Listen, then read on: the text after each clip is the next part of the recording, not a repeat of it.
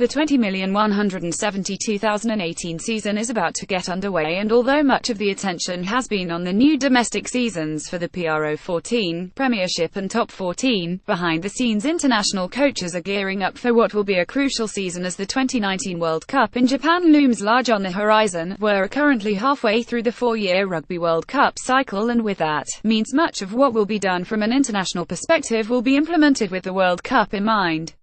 The last 2 seasons have offered international sides the opportunity to review their respective showings at the 2015 World Cup and to increase their squad depth for the next 2 seasons.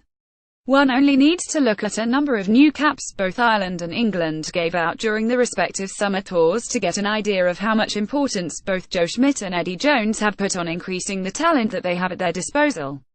The way the international rugby calendar works, there is little room for exposing young players to the rigours of test match rugby. Results are demanded during the autumn series and Six Nations, so summer tours are the best opportunity to do so. Sometimes, injury plays a part, and young players step up to the plate in the most difficult of circumstances, a la Joey Carberry against the All Blacks in Chicago. Ireland's summer tour Schmidt handed debuts to no more than 8 players during the 3 tests against the USA and Japan. Kieran Treadwell Ulster, Rory O'Loughlin Leinster, Rory Scannell Munster, James Ryan Leinster, Andrew Porter Leinster, Dave Heffernan Connacht, Jacob Stockdale Ulster. In addition to this, players who were already on few caps including the likes of Jack Conan, Rhys Ruddock, Niall Scannell, John Ryan and Tiernan O'Halloran all got game time to further their test match abilities. This has ultimately led to an increase in the talent pool at Schmidt's disposal, and it bodes well for the coming 2 seasons, especially when an injury crisis on the eve of Ireland's quarter-final clash with Argentina at the 2015 World Cup heavily contributed to their demise. The 20,172,018 season. So what should Schmidt do for the coming season? Well, the biggest challenge is finding that sweet spot between slowly establishing your first-choice match day 23 but also providing further opportunities for players on the fringes of the squad. In addition to the players who received their first caps in June, Schmidt also has a plethora of uncapped talent at his disposal this season. James Hart, Chris Farrell and JJ Hanrahan, emerging Ireland caps aside, have all returned to Munster this season, and will be doing their best to put themselves into the Ireland head coach plans. Connacht's Bundy Archie and Munster's Tyler Blindall will both be eligible to represent Ireland for the 2018 Six Nations and were both involved at a recent training camp in Carton House. Couple of new faces in the Ireland training camp. Thanks Angela Nolan for sending the pics our way. Pic.twitter.com Kizzy's Martin at 16 man August 21, 2017. This just adds more options for Ireland, but it's a good problem to have such a high-quality caliber of player available for selection. They will be given their opportunity at some stage, but finding the stage for their debuts will be a challenge. Pressure in all of this. There will be pressure on Schmidt. This time 4 years ago, Schmidt began his first season as Ireland's head coach. He only had 2 years to put his stamp on this Ireland team for the 2015 World Cup after Declan Kidney's ill-fated final season with the national side. However, after 4 years at the helm, fans will be demanding an improved showing at the next World Cup, and anything but a maiden semi-final appearance in Japan will likely be deemed a disappointment. This won't be an easy task.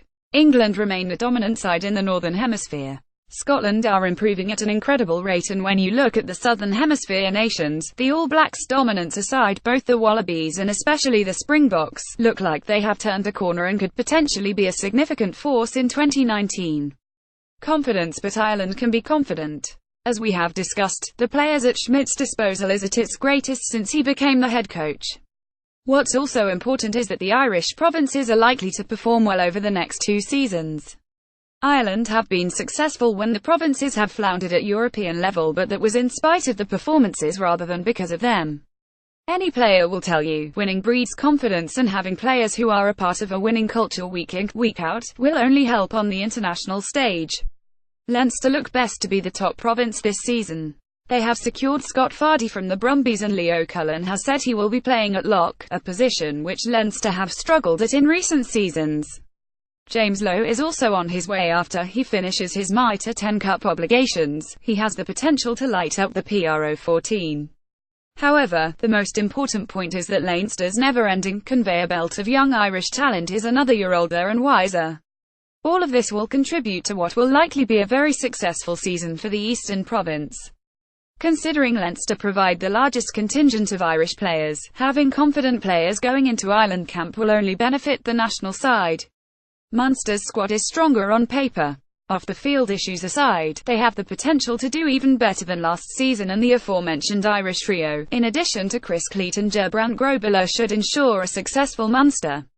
Ulster and Connacht both had disappointing campaigns last season, but the addition of John O'Gibbs at Ulster and Kieran Keane at Connacht should ensure improvement. The Irish provinces should perform better this season, and ultimately, this will lead to happier, more confident players representing Ireland. This can only improve the fortunes of the national side. What should Ireland aim for? There is no reason why Ireland cannot have a successful autumn and spring.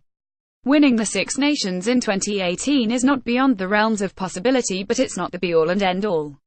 What's most important is that the Ireland coaching staff implement a system and a style of play which, come 2019, the Irish players will be completely comfortable and familiar with. Of course, it would be naive and unexpected of Schmidt to show his hand early ahead of the World Cup, but it's undoubtedly important that from this season onwards, the processes which Ireland will produce in Japan are implemented in the coming test windows.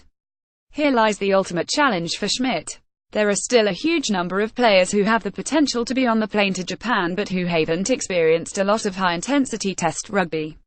If Schmidt can ensure a winning culture, in addition to exposing relatively inexperienced players to quality opposition, then the season will be a success and the squad can enter their final season before the World Cup in a healthy position.